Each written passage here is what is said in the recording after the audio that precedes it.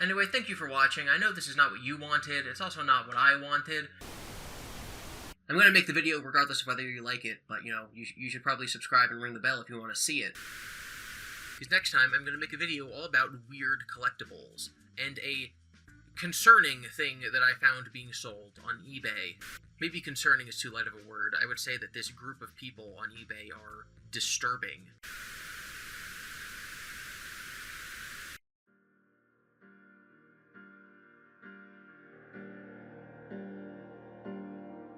Is this all we are?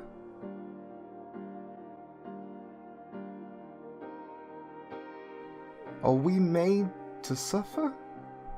Are we all just ships passing in the night? Here one moment and gone the next? No one to talk to? Just ourselves? Is it true that we could actually be someone else's treasure? Or are we all just trash?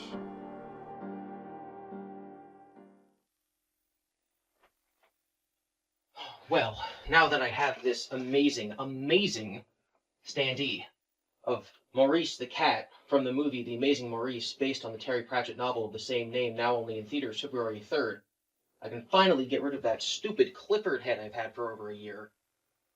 2 giant pieces of red animal cardboard is just too much for this one tiny room. Up you go. Alright, new video. He doesn't know.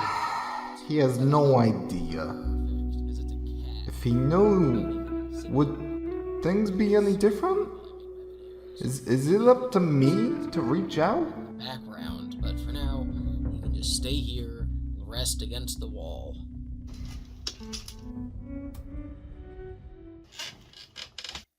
Gotta practice my GiBi voice. Hey guys, it's me, GiBi. Hello and welcome to the Absurds. It has been 3 days since I It has been 3 days since I turned on my computer. Hey, it's me. I guess it's up to me to reach out. Hello and welcome to the Absurds. My name is GiBi. I had the idea for this video in December of 2021. My plan was to get it out next January. In fact, my original plan for 2022 was to have an episode of the Absurds every month. Obviously, that did not happen. But now I'm trying to keep that promise, 1 video every month, and so far it's been a blast. This video is a bit different than most of the other episodes of the Absurds, simply because of the sheer amount of research that had to be put into it. I had to dive into a lot of different topics in order to make this video. But all of these topics relate to one core idea: collecting. We're going to talk about some of the biggest collections in the world, the strangest things that people collect, how collecting relates to museums and religious artifacts, and the earliest casings of collecting that appears in stories. But before we start, I want to tell a story about why It's up to me to reach out. Like I said, I wanted to make this video in December of 2021. Yo, Gibagool! Clifford? Yeah, it's me, Clifford, the big red dog's head. You used me as a background in some of your videos, but now I'm just leaning against the wall over here. What gives? Well, Clifford, as cool as it is having a piece of movie memorabilia, at the end of the day, you're just cardboard, and you're not even from a good movie. It's not like you're from Maurice the Cat from The Amazing Maurice, based on the Terry Pratchett novel of the same name, only in theaters February 3rd. You're just kind of trash. So what you're saying is, if you had memorabilia from a piece of entertainment you liked that was worth more than me, then you use it more often as a background? Oh, I see. And I'm not good enough for you? Not expensive enough? Too big? Yes. That's rough. For old time's sake, Clifford, I can put you back up there. You know, I would like that. Okay, cool.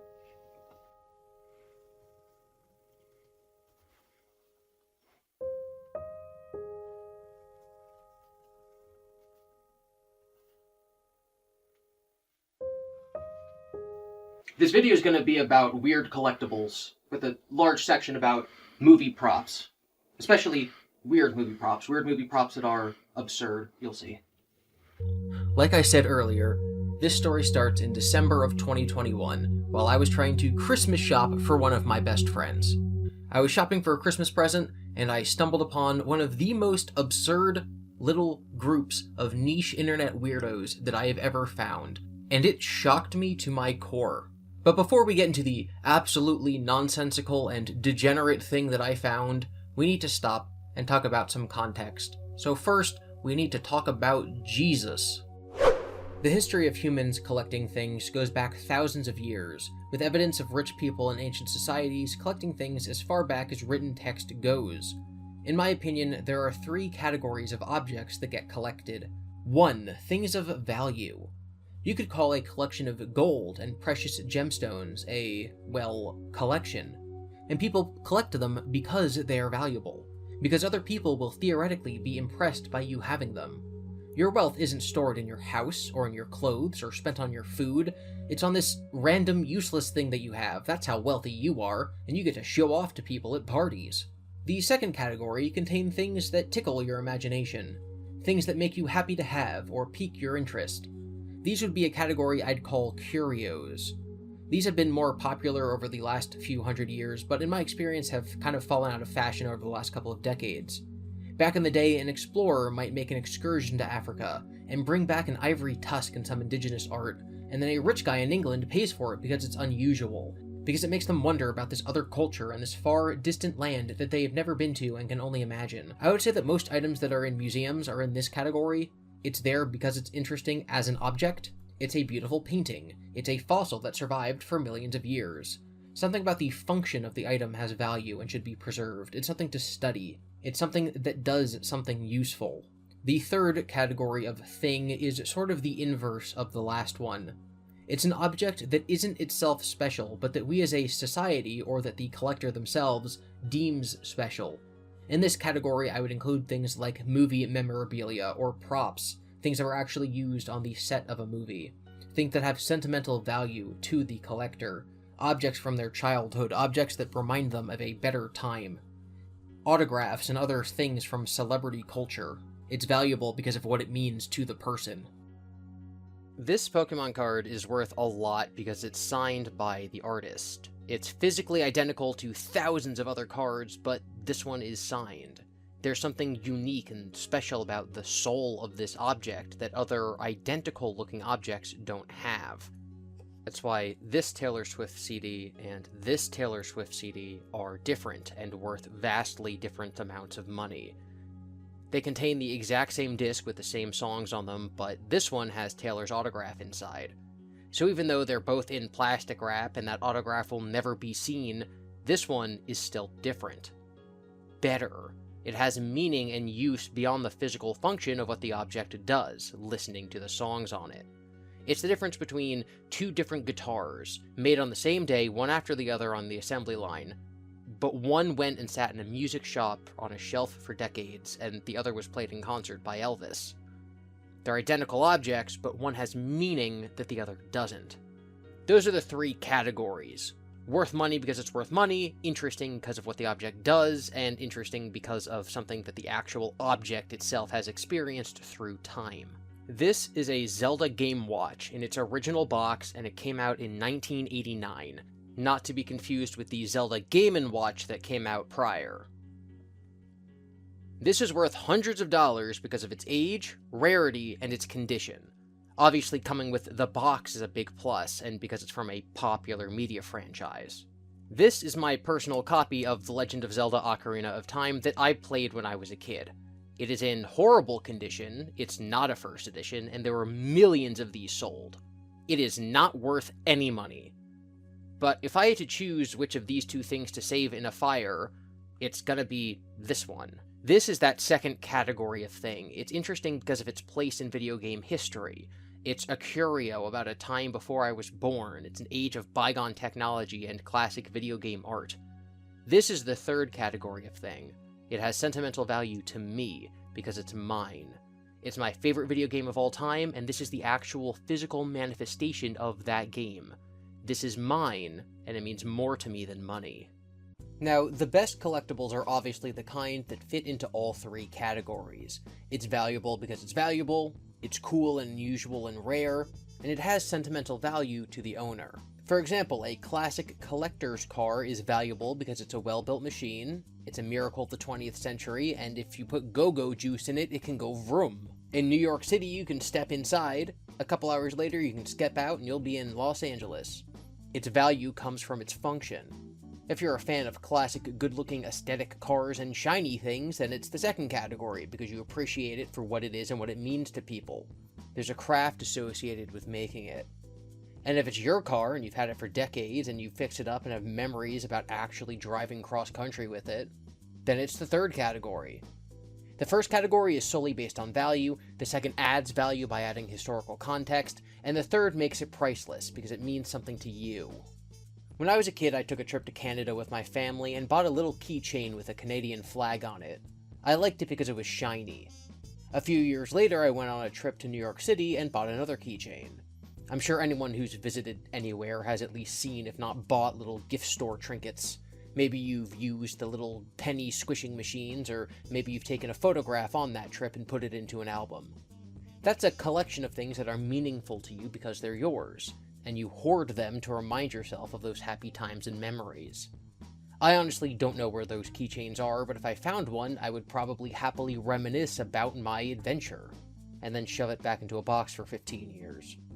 Unless you're just listening to this video instead of watching, in which case you're probably very confused by the beginning of the video where a Brooklyn man was talking, pretending to be Clifford the Big Red Dog, you can see that my set is covered in collectibles from popular media franchises that mean things to me. Star Wars, Pokemon, Marvel, The Simpsons, Harry Potter, Taylor Swift, Magic the Gathering, of course Zelda, as well as my own addition to this list of collectibles with physical photos of the first few YouTube avatars I had, and a mug that I made and sold on my web store. Some of these things are on display because they're from something that means something to me, like all the Pokemon cards behind me. They're unopened boxes, and I don't have an attachment to the physical items themselves, they just showed up in the mail one day. But I like Pokemon. But some of the things in my set do mean something to me. This Ocarina of Time model that I got at Comic-Con when I was a little kid reminds me of that day. The Spider-Man poster behind me isn't just a poster for a movie I like, it actually hung on display at the movie theater I worked in when that movie came out, and when I saw the movie. Thousands of people, maybe even you if you're one of the 3 people who watch my channel who also goes to my movie theater, could have walked past this poster in its display while the movie was showing. This object is now imbued with those experiences, with that history. And if you don't value things that way, then that's okay. I know people who don't get sentimental about objects, or maybe aren't as sentimental as I am. But one thing I do want to address is a comment that I occasionally get, which is something to the effect of, why do all soy boy nerds have a shrine to nerdom in their YouTube videos? And I get the joke, plenty of YouTubers I watch have very similar backgrounds full of collectibles. The thing I take issue with is the context of the word shrine. A shrine is a holy place, where one goes to center themselves, to worship their god, visit a relic, which in turn is meant to help them center themselves in their worship of their god. And I guess I want to segue into the topic of relics, because on a surface level, a relic is just like a collectible.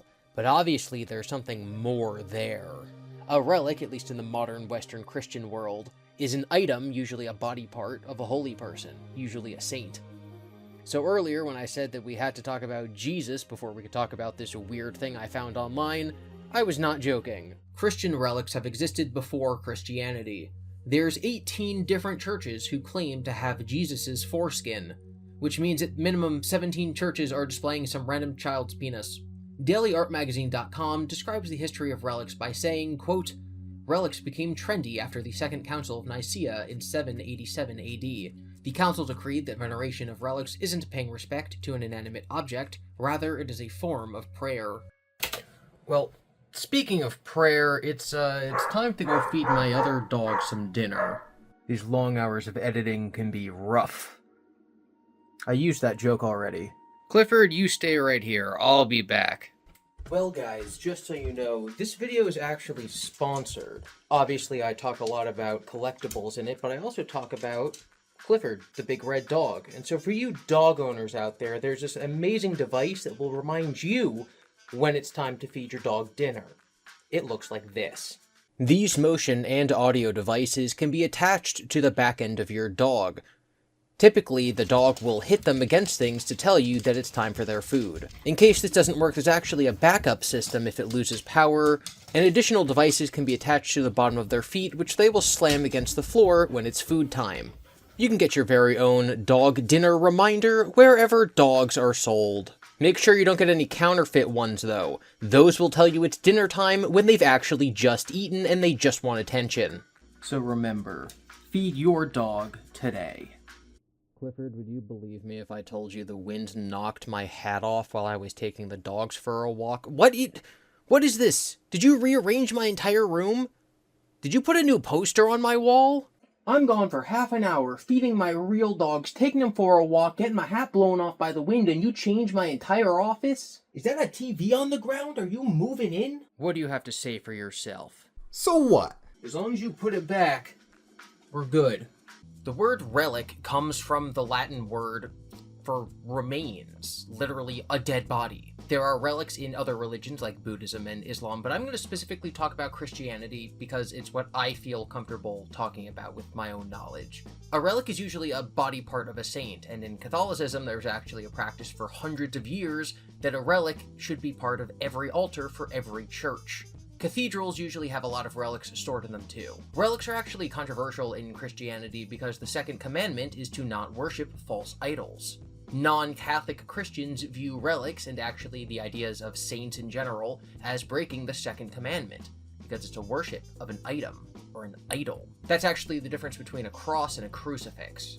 A cross is just a cross and symbolizes the sacrifice of Jesus, but a crucifix actually has an image of Jesus on it. Crucifixes are frowned upon in some non-Catholic denominations because the idea is that the image of Jesus, the piece of metal that makes up his image on the cross, in this case is what is being worshipped, not actual Jesus. The Catholic argument against this is that the item itself isn't being worshipped, it's just a representation of something that can connect you to God. The website Simply Catholic has a good paragraph about this idea. We should understand that relics are meant to be honored and venerated, not worshipped.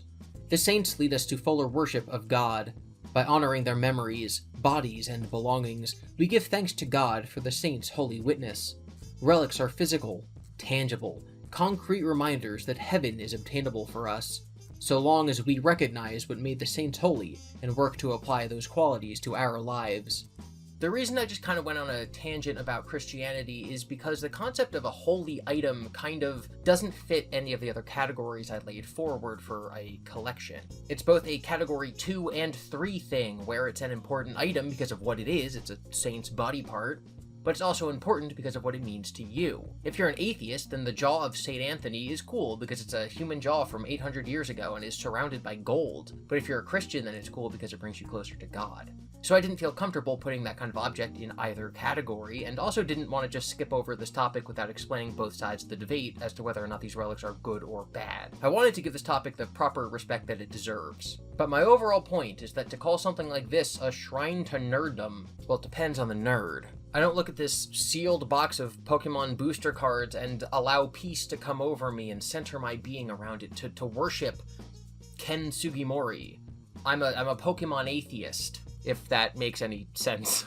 To me, that's the second kind of collectible. But before we move off of this topic, I wanted to look at the weirdest Catholic relics. So I want to thank Daily Art Magazine. I already talked about the jaw of St. Anthony, but the reason it's an important relic is because it's not actually his jaw, it's also his tongue. And this was a guy who famously gave good sermons, so his tongue symbolically not rotting is seen as a miracle. 4 different locations claim to have the head of St. John the Baptist, probably one of the most important people in the New Testament. So it is understandable why his remains would be so coveted. So in the Bible, there's this period where King Herod learns of Jesus' birth, and Jesus is prophesied to be the king of the Jews, and there's this whole big part of the Bible where people misunderstand the prophecy, and so they think that Jesus is actually going to be like a government king and rise up and rule the world. So obviously Herod wants him to not be king. He sees it as a threat to his throne. So he orders the execution of all babies under a certain age to make sure that he gets Jesus killed. So the story goes that in order to escape this massacre, Mary and Joseph had to leave quickly. Mary dropped a bottle of what she was using to feed baby Jesus, and the milk spilled on the floor. So in modern times, the owners and workers of the spot that this happened in take the limestone floor and grind it up into powder, because it is believed that the holy milk of Mary seeped into the stone, and thus the powder from that limestone has special properties. I could make a joke here about various fluids sold over the internet by Twitch streamers, but I'm not going to. So from that weird tangent, we're now going to move on to something more understandable. Museums. There's actually a lot of private collections of very important and valuable objects. The Waltons, the family behind Walmart, are actually some of the biggest art collectors in the world. But they don't store them so you can walk in a room and pay a small fee to look at the precious art. They store them because of their value.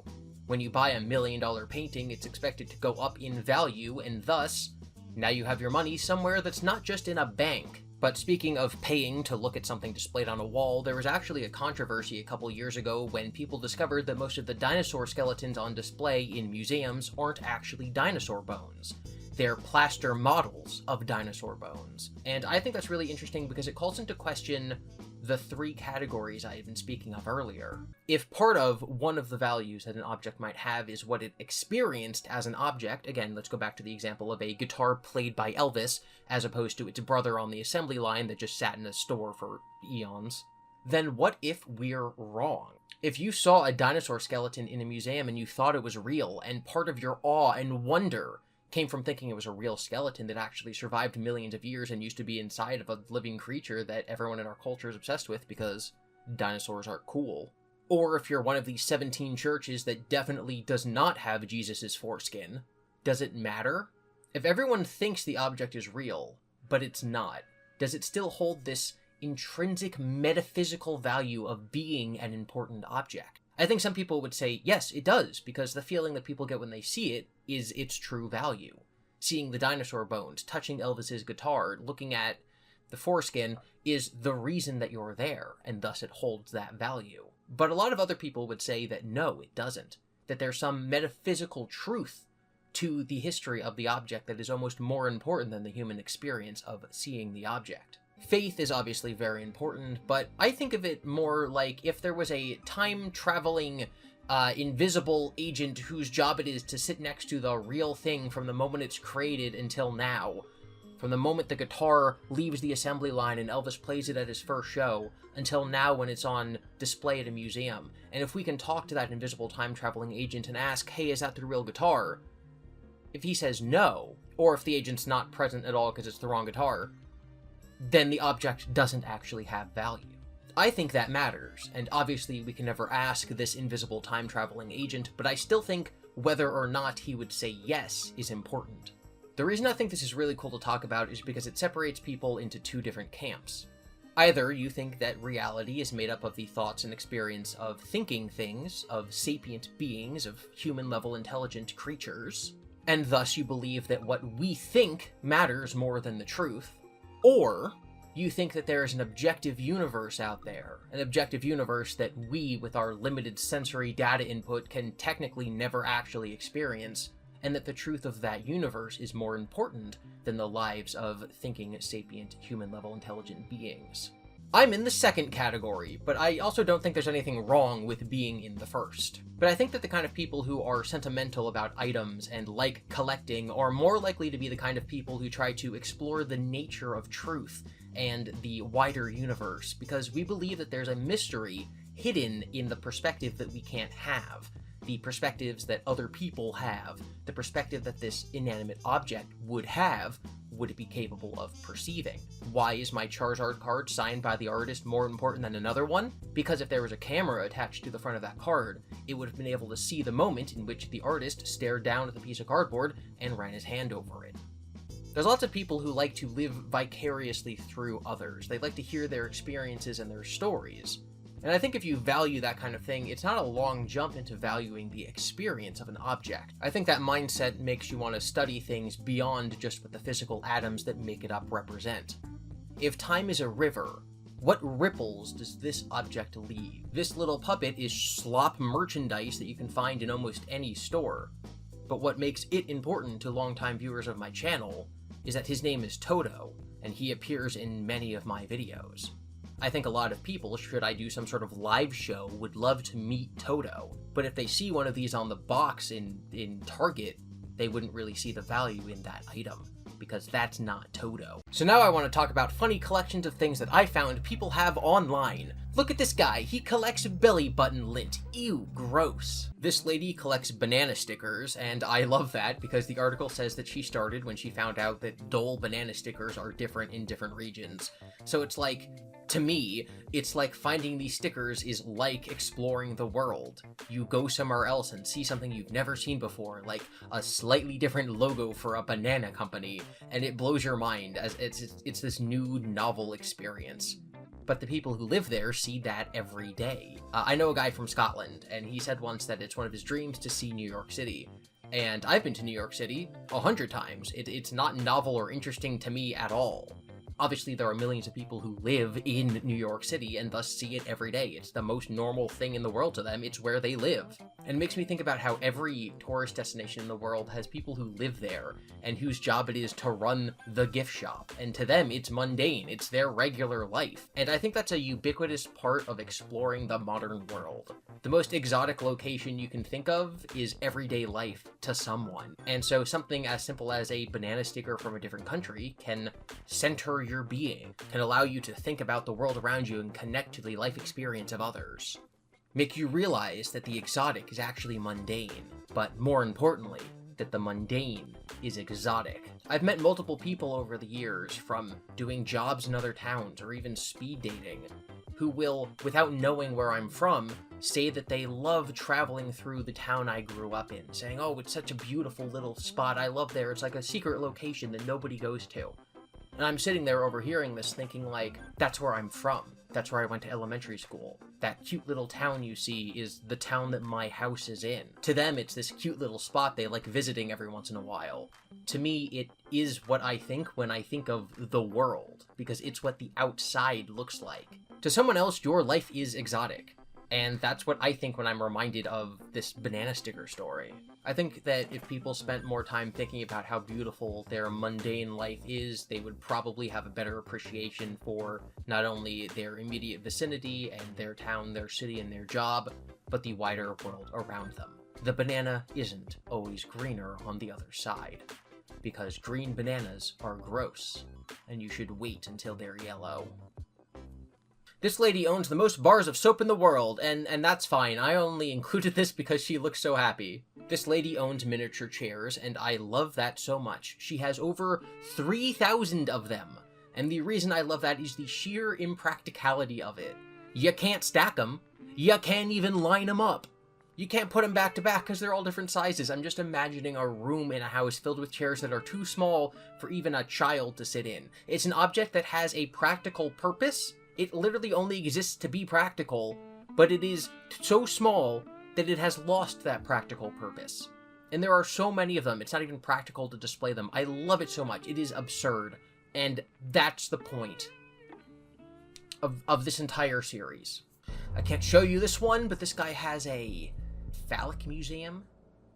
It's full of penises. Mammal penises. From 93 different species. This screen is black for your protection. In 2011, a over 90-year-old man donated his penis to the museum, and it's currently there in a glorified pickle jar. I don't like this one. This guy has a bra museum. The article points out that it's not weird because he's a health worker, and he teaches classes about things like the importance of proper bras, and so having a museum about their history and styles, and the good ones and the bad ones, is fine and understandable. I agree to an extent, but the article glosses over the fact that many of these bras are donated by his students. He asks them for any of their old bras. And that is a no from me, dog. If you want to know what a yes from me, dog, looks like, it's Clifford. I literally do not want to look at this picture anymore. Part of my argument is that a collection of things is important because the items can be spiritually meaningful. And so the existence of cursed items is like the flip side of that. This is cursed. And that segues me into the topic that inspired this entire video to begin with. We're going to talk about the absolutely cursed collectible that blew my mind, and how weird, but also how totally obvious it is that this obsession, this collection, exists. So let's rewind back now to the inspiration I had to make this video. It was Christmas 2021, and I was looking for some gifts for my dear friends, and I have one friend who's not exactly easy to shop for.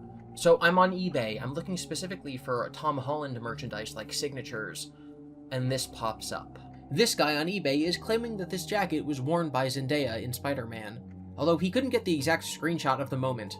Now, before I throw, $1,000 at it, I wanted some, evidence. So I scrubbed through the movie, and I also could not find anything. Well, I wasn't going to spend money on a movie prop that I cannot confirm is actually a movie prop, so I ignored this. But in the recommendation of similar items below the listing was another item from Spider-Man Homecoming. It was one of the school shirts that they wore in gym class. I'm not going to spend hundreds of dollars on a t-shirt, because a regular t-shirt should be no more than $30.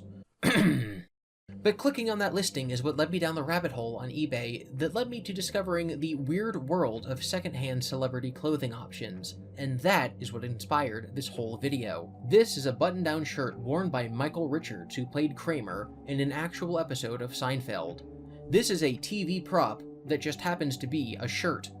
It's a piece of history, and I can see a huge Seinfeld fan displaying it or even breaking it out for special occasions. Memorial Day barbecues will never be the same again. This is Elvis's scarf. It's not like he appeared on a famous TV interview with it or notably wore it during a specific concert, it was just owned by him. His dandruff and skin cells are embedded in the wool.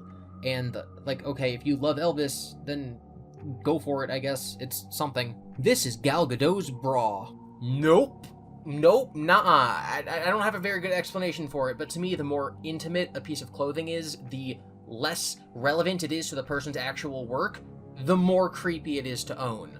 Like there's a two-axis spectrum. You got normal clothes and intimate clothes, and then you have relevance to the celebrity's work. So that would include costumes for movies. But then there's just, private clothes that they own. A blouse worn on screen by Jennifer Love Hewitt, owned by the studio and sold for charity. That's fine. Lingerie worn by Emma Watson in The Perks of Being a Wallflower, that's owned by the studio and sold for charity. That's, less fine. It's still a movie prop, but it's also lingerie. But it's better than random shirt worn by Ariana Grande. This is not from a TV show or a movie, it is just her shirt. This is not a movie prop. This is just Britney Spears' bra. Someone paid $300 for this. I hate this. Item as described. Have used seller several times. A beautiful dress worn by the lovely Sarah Michelle Gellar. Thanks, my daughter loves it. Thanks, Drew. One of the top sellers in celebrity memorabilia. Fast shipping even from Germany. Great item. Fantastic customer service. Had to have this go with the yellow bikini from the same video. Got it quick, no hassle. Great seller. I couldn't buy just one piece. Had to have the set. Reliable seller, fast shipping, and great communication. Now, there is a spectrum of things I found that range from cool to weird but okay to stay away from my child. I think different people will have a different amount of tolerance for these things. Some people might say it's creepy even owning Kramer's shirt, whereas other people wouldn't blanket buying Chloe Grace Moretz's bra. I tried to make a clean and logical spectrum of my own levels of creeped outness, but there are some things that aren't easy to categorize, so I just have to go with a gut feeling.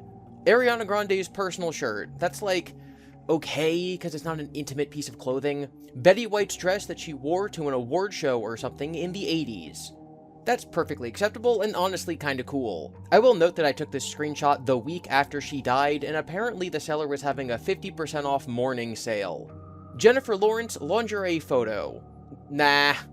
I get that she wore them willingly, in pictures, meant to be shared with the public, but the only reason you're buying them is because she wore them. Because it touched her butt. And that's creepy. Penny from Big Bang Theory signed shirt. Well, that's in the same league as the Jennifer Lawrence one, at least she signed it, so you know that she's consenting to selling it to one of her fans. I have no idea if the modeling company that took the Jennifer Lawrence pictures told her that they were going to auction off the underwear that she wore. This is, at least, consensual. Here's another signed Kaylee Cusco thing. Now it's her bra. You do you. A suit that Alex Trebek wore on Jeopardy, sold by the American Cancer Society to fund research into the thing that killed him. 10 out of 10, good listing. A suit worn by Steve Carell as Michael Scott on The Office. Wow, I wish I had $5,000. Honestly, that's probably not super expensive as far as suits are concerned. This is a shirt that Mila Kunis wore on That 70s Show, and I don't know, man, this was sold by a prop department. Can actors, sign a thing to tell studios not to sell the things with their sweat on it for profit? This is not someone donating something for charity. This was sold by the studio, possibly without her knowledge. And that's kinda creepy. This is a dress worn by Taylor Swift to an award show that she then donated to be auctioned off to charity. If you're the same size as Taylor Swift and you're a girl who wants to pull this out on a fancy occasion, then you do whatever you want. That's pretty cool. If you're a male fan owning this, that's weird. As an item, it's only valuable because Taylor Swift touched it. On the other hand, this Taylor Swift dress, which isn't just something that she wore one night, was used for a specific photo shoot in the early 2010s, and this picture became her, official headshot. She would have worn this in studio while recording her 5th album. This is more akin to the Kramer shirt or Zendaya jacket, and it falls into the piece of history collectible category, as opposed to the it has my celebrity crush's dead skin cells on it category. Then there's Selena Gomez's private bathing suit, a bra worn by Zooey Deschanel in a movie. Right, these are obviously the same kind of thing, but at least one is a movie prop, so it makes it a little better? Well, I think these are both inexcusable for a man to own. At least the one that was worn on screen is technically a movie prop. That's 95% creep as opposed to 100% creep. I think there's a checklist. If it is underwear, then yes, it is creepy. If the celebrity doesn't know it's being sold, then yes, it's creepy. If they're dead, it's a little more iffy. Something being signed is obviously better than something not being signed. Something donated to charity is better than something being sold by the prop department or studio. And then, does it relate to their work? Is it a costume from a movie? Did they wear it to an award show? Or is it from a photo shoot? Those are all better than it's literally just their own piece of clothing. There's a difference between selling a piece of history and a celebrity picking something up from their dirty laundry pile and going, yeah, I can make a few $100 off a creepy guy online who wants to smell me. So non-underwear donated to charity by the celebrity that they wore for their work, that's neat. Underwear sold by a questionable third party that the person just happened to own, no. Go directly to jail. And that's really all I have. I obviously did not end up spending thousands of dollars on the Zendaya jacket for my friend. I bought her a Tom Holland autograph instead, because that's normal. But what are your thoughts on this weird celebrity clothes culture? At what point does owning a movie prop turn into a simp obsessively buying his favorite celebrity's underwear? In my opinion, part of it comes down to if you display it as a collectible, or hide it in a shameful location. Although according to these reviews, it seems like some of these people probably have drawers full of celebrity lingerie. Like that guy said, sometimes you just have to have the whole set. One of the things I found when looking up weird collections for this video was that most of the articles were just regurgitating the same information. And even then, it was mostly just them quoting from the Guinness Book of World Records. There was very little originality. So I decided I wanted to include at least one original collection in this video. So I reached out to one of my fans and he agreed to come on the show and show off his really weird and really cool collection. He's actually been a subscriber of mine for a while and has participated in Draw a Spirit Day. Link in the description if you want to learn more about spirits. And he has a collection of really cool pennies, things that he's found on the side of the road or in parking lots, each one cataloged with things like where it was found and on what date. So now we're going to transition into that interview. Alright, hello everyone, I am here interviewing my friend Ozzy. He's someone who I reached out to a couple years ago at this point, actually, to talk about different kinds of collections, because he had one that really sparked my interest when I first heard about it. So, can you go ahead and tell the nice people about what it is you collect and what started that fascination? So, what I collect is weird and deformed coin, in particularly pennies, because why not? It's just the coin that gets the most overlooked and ignored. And there's something that just draws me to that for some weird reason. I cannot explain it. There's just a fascination with it. It's kind of fascinating, just all the different colors and varieties and just way these things can get damaged. I just got really fascinated about 4 or 5 years ago at this point. Was around the time COVID started, actually. And I think everybody kind of went a little crazy. It all started when I just, looked in my change one day and I saw this really interesting penny. It was, it almost looked like a cow pattern. Like it was all brown and it had these black splotches all over it. And just something called out to me. And it's just like, I should pay attention more. And here we are about 4 years later, and I have literally hundreds of them. I guess I'm wondering, as you said, you have hundreds and hundreds, and you sent me a great sample of some to look at, and just browsing through them, in my opinion, they're all incredible. Like, I'm not someone who pays attention to pennies, and I'm like, that is so cool. That one's chopped in half. That one's like filed down so it looks like it has like ridges like a screw or like a dime. This one's just totally the wrong color, or maybe it's two different coins mashed together. So I guess, you've previously said like, oh, you go looking in parking lots for cool pennies. Like, what's the standard to enter into your collection? Like it can't just be oxidized in like a normal way, just by being just like a dark brown color. It has to have like greater corrosion, like almost like a malachite, like the greens and the blues that you get sometimes with salt damage or like extra oxidation, or like you said, just chopped in half, or maybe when they were striking it at the mint, it got messed up or misaligned, like that kind of stuff, and then it makes it out into the world somehow. Either by somebody working at the mint, taking it home, and trying to make a buck off of it, because that happens sometimes. There's one in there that's actually ripped in half. I found that actually happens a lot when people keep a lot of change in their cars, and when they get totaled or in an accident, like nobody thinks to take all the coinage and stuff out of there, and then when it goes through the crusher, like that coin, it can get crushed, and what the recycling companies will actually do, they would collect all those damaged coins and send them back to the mint. I think they've since stopped doing that, so those have just been let out into the world some way or another. Have you ever like gone to a particular type of person or someone who does a particular job? It's typical that we find flattened pennies by train tracks. Have you ever gone to someone who works near one and been like, hey, do you guys have any cool pennies? So there actually is a local coin shop near me, and people will bring them, I call them trash coins, and they used to take them back to the mint too to get some sort of credit on it so they could just recycle them. But again, I guess the mint has stopped doing that, or they just don't have time to take it in anymore. Like every few months or so, I'll go in and be like, hey, can I check out the weird damaged coin bin? And I'll be like, yeah, I'll take this one and that one and that, and they'll just sell it to me at face value. So just, whatever the coin is, like penny, nickel, quarter, stuff like that, I'll just go ahead and take it at face value. That's so funny. So like if a penny is chopped in half, you'll pay 1 penny for half a penny because it's cool. Yeah. Yes. 100%. That's awesome. It's not exactly the most expensive hobby, but it's something to do. Do you find yourself like whenever you do go somewhere and paying in cash, just like checking your change to see if you got something cool? Oh, 100%. Especially at gas stations when they have like, take a penny, leave a penny, while paying for whatever I'm getting. Even if I pay in card, I'll just like kind of pilfer through those little bowls or whatever and just be like, join. Sometimes I'll take like 5 or 6, and then nobody ever says anything because who cares? They don't, but I very clearly do. Yeah, you're exactly the kind of person that take a penny, leave a penny is made for. Oh yeah. I am a manager at a movie theater, and part of my duties is counting the drawers at the end of the night, going through and making sure that everyone's cash lines up with what the computer says it should.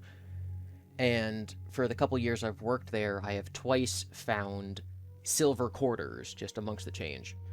And I found the first one, and I'm like, well, I know the year. If it's before 1960 or whatever, it's a silver coin, and you can kind of see the difference. You can feel the difference. And so I'll go to my car, and I'll find a quarter, and I'll put that back in the drawer so the drawer's even, and then I'll pocket the $4 quarter and, make a little silver profit. But I imagine that, if you're ever at a grocery store or somewhere and, the cash register dings open and there's just $50 worth of coins sitting there, that you're probably like, yes, I would love to be able to, flip through that like they're rare Pokemon cards at a garage sale, trying to find the one or two cool ones that this cashier definitely does not appreciate. Yes, that has happened a few times. And they have been handing me back change, and I have asked specifically, if I think the person's going to be cool about it, and they'll do it, and, they're not too busy, I'll be like, hey, do you have any weird kind of messed up coins in there? Because they've been looking through that all day and stuff, and they sort of know. And if they do, they'll just be like, oh yeah, sure, here, let me check. And there's been a couple of times I've gotten some cool stuff out of there. I've also gotten some dirty looks and some glares from people, but that's to be expected. I know you were talking about the coin earlier that was crushed in half. What would you say is the single most unique and interesting coin in your collection? I'd probably have to say the one where Abraham Lincoln and John F. Kennedy are kissing. How do you think that was pressed in there? So, I guess there was a whole campaign back in the 70s. I think it was 76 or something like that. The United States was celebrating the bicentennial, and everybody was doing stuff with coins, just a whole bunch of new mints, new coins, just different presses. Everybody's just like, oh man, you got the 1976 quarter, that's worth money. It's really actually not, because that was just the regular coin for that year. There's nothing other than the back being different. There's nothing too special about it, actually. But some enthusiasts who both liked Abraham Lincoln and John F. Kennedy, they were comparing their presidencies and how they were both kind of trailblazers or really influential figures in American history. And they decided, for whatever reason, to that year impress a tiny head of John F. Kennedy from the actual $50, a way less detailed version, just into a press machine and just press his face right next to Lincoln's for them being similar. It's just a weird little, just interesting part of history. I've only come across 2 of those. Yeah, so that was just a thing that happened back in 74. That was from the mint, or that was people who just did it to be cool? Oh, that was just regular citizens group who I guess were just really enthused about both Abraham Lincoln and John F. Kennedy. I guess the other part is they were both assassinated. Yeah, I guess that's a big link into it. They both died in very similar ways is the first thing I think about presidents. Yeah, great men, young men, presidents, heroes of their age, shot in the head, on the penny. It's all the same. Yeah. Well, they gave Abraham Lincoln the penny, and they gave John F. Kennedy the $50. It's just but why didn't you just take Lincoln's head and press it into $50? That's my question. While you were out collecting coins or finding anything, or even just discussing this hobby in public, have you ever met someone else who thought it was really cool or had a collection of their own? So people are interested. They'll be like, oh, that's neat and novel and somewhat interesting, but I've yet to find anybody who's as enthused as I am to collect damaged coins. But here's hoping. Have you ever traded or sold a coin for something of what you would consider to be similar value? So are we talking about the damaged ones, or are we talking about my nicer collection of coins? We could talk about either a weird chopped in half penny or a real legit coin collector coin. So in terms of the damaged pennies, literally nobody else on the planet Earth is interested besides me. Okay? I do buy, sell, and trade gold and silver and occasionally copper. And, I've been able to make an okay profit over the years. Throughout the year, it gives me something else to do. When I don't want to focus on, any of the other collections or anything, I can just, idly just go for a walk and just, look around the sidewalk or a random parking lot I'm going by and be like, ooh, okay, so, here's another cool penny to actually add to the coin collection. So I guess there's just no real goal. It's just something to do. Some of these are definite conversation starters. I guess the one I want to ask the most about is it looks like two coins that have like melded together, mashed into one. And I don't even know how that's possible. So when they're pressing the pennies at the mint, it's done so quickly because they just produce so many of them per year. And sometimes there's a misalignment from going from one side of the machine to the other, and they don't always strike on the center. And what's happened there is like the actual hammer that hit it just clipped on the upper left-hand portion of the blank planket. It just has so much force as it's going to go hit it. So it's actually just kind of smushed that and like up and out, just deformed the planket. Actually, that's actually one of the ones people say is the more interesting of the ones that I show them. Yeah, it's crazy because like it tells a story, you know, as you were just saying, you know, people ask how it's made and then you get to tell them how they're made. And then you got to wonder, well, how did that leave the factory? How'd that leave a mint? Because it's not going to fall into a little penny roll. It's not going to be shipped off to a bank if it's that shape. Right. You know, how'd that get out here to the public? So working at the mint, you have access to, you know, stuff like this a lot more readily. And what some employees used to do was they would either sneak them out, or it's not considered legal tender. And then stuff like this, if it makes it onto the market, it's obviously worth, you know, more than just, you know, the penny that was struck correctly, you know, either by semi-legitimate means or just picking it up and pocketing it. Employees at the mints will sometimes just, you know, take stuff like this. It's gotten a lot rarer because the technology has gotten a lot better to actually strike the coins correctly every single time, and the employees are heavily monitored, and really there's just more of an automated process. Yeah, that's definitely the coolest one out of the whole selection that I saw. I do have another question about one of the other coins. Mm-hmm. And like, you know, to me, these are the two ones where I'm just like, you know, if I walked in your living room and I saw these, I'd be like, what the heck is that?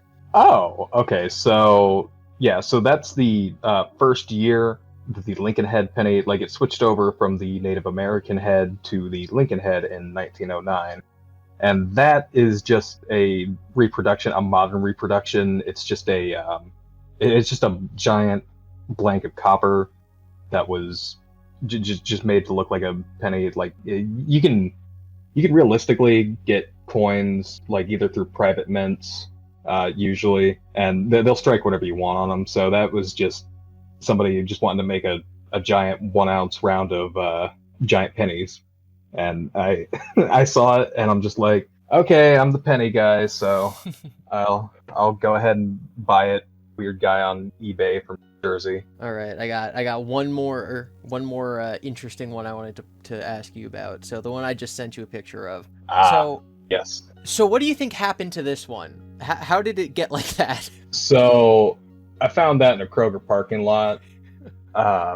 It was actually, so if you ever see like in busy parking lots, you'll see like where the tires or like the vehicles just sitting there have kind of worn down the asphalt and created like a, you know, I call it a little puddle maker, like a pothole in the parking lot, but it's, you know, smooth edges. It's just, you know, worn down over time. And I just got to imagine just that little guy was sitting in there for years, just being run over by tire after tire, people coming and going throughout the parking lot, and just like nobody ever seeing it.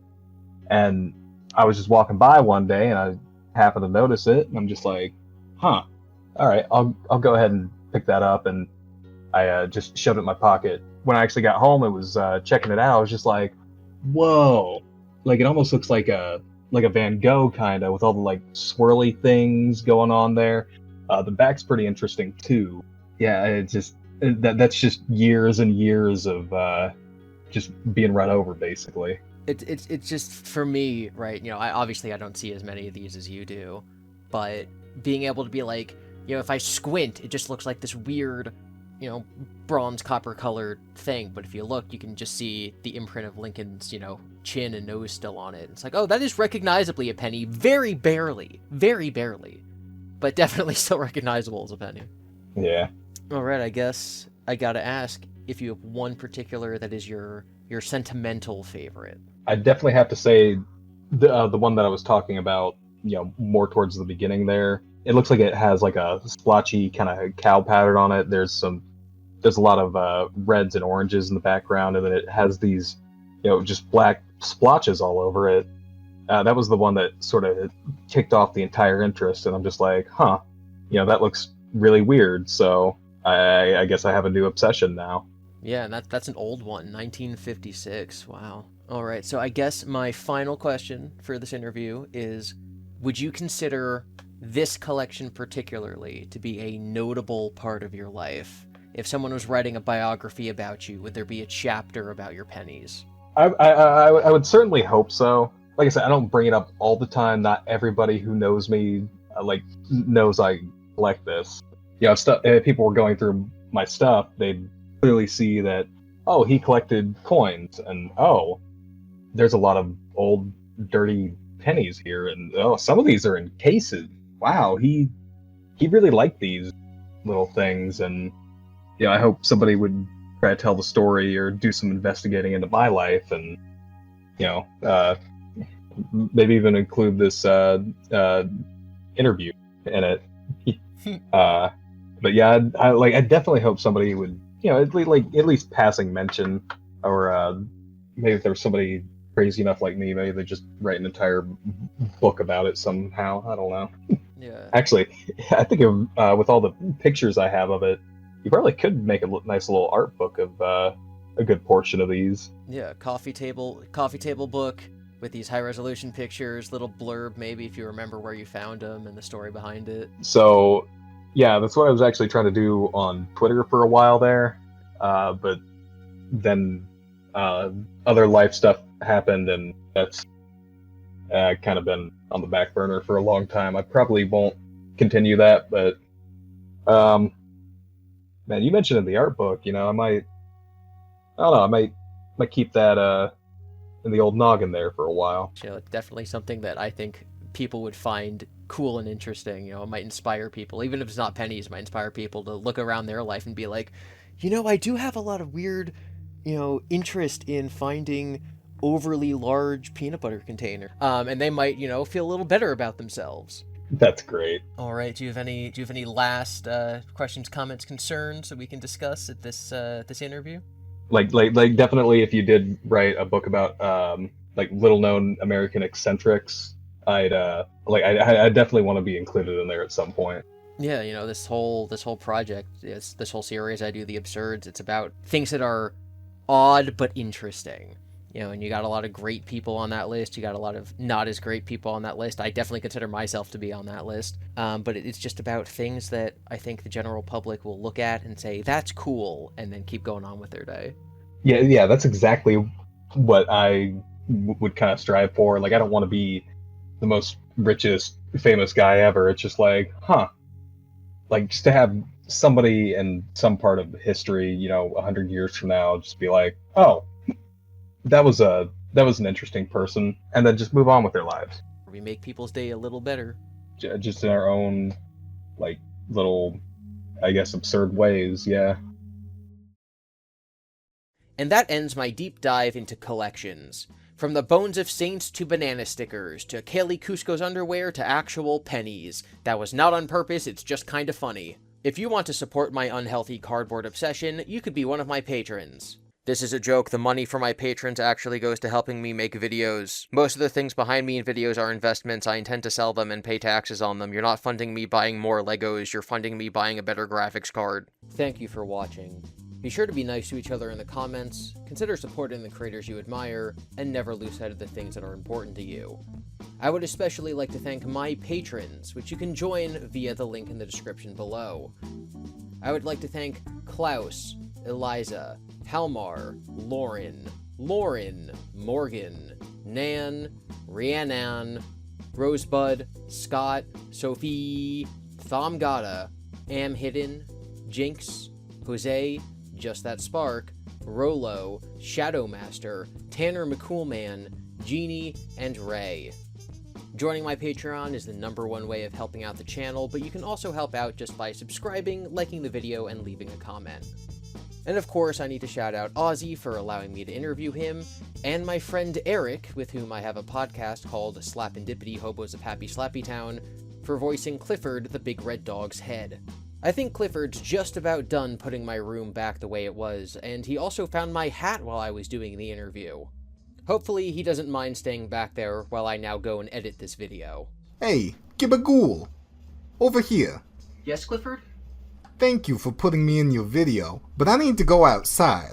I need to take a big red leak, if you know what I mean. That seems physically impossible.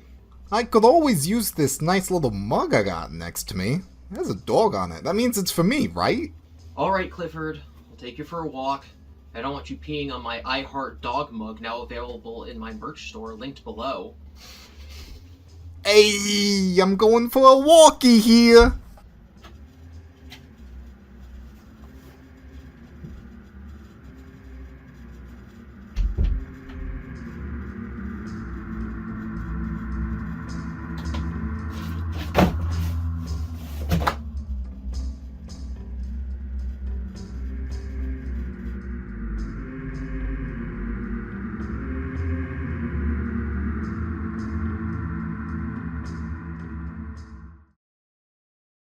I want you Mhm. to ad-lib to me Mhm. a tough day that the person you're talking to is having. Yeah. And then at the end of this ad-lib paragraph, you go, that's rough. Okay, sure. So you're telling me little Mikey got his teeth pulled from the jerk down the street, and then your mother got hit by a car holding the casseroles? So you telling me that your mother got hit by the car with the casseroles in her hand and then splattered everywhere, and now we ain't got no cannolis. I said casseroles, I meant cannolis. So she had the cannolis in her hands. You telling me that your mother's wife, my in-law, got hit by a car, and then after that she got hit by the car, I got hit by a car, I lost it? I feel like I went Russian. That's rough. Perfect. All right. Next.